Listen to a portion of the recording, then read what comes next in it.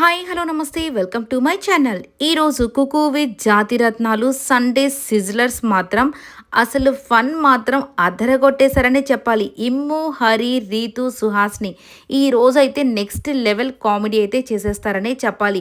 ఇక డే మొత్తం ఆ యొక్క కుకింగ్ షో జరుగుతున్న మొత్తం కూడా వీళ్ళదే సందడే సందడి. ఒకరికి మించి ఒకరు పర్ఫార్మెన్స్తో అదరగొట్టేస్తారు.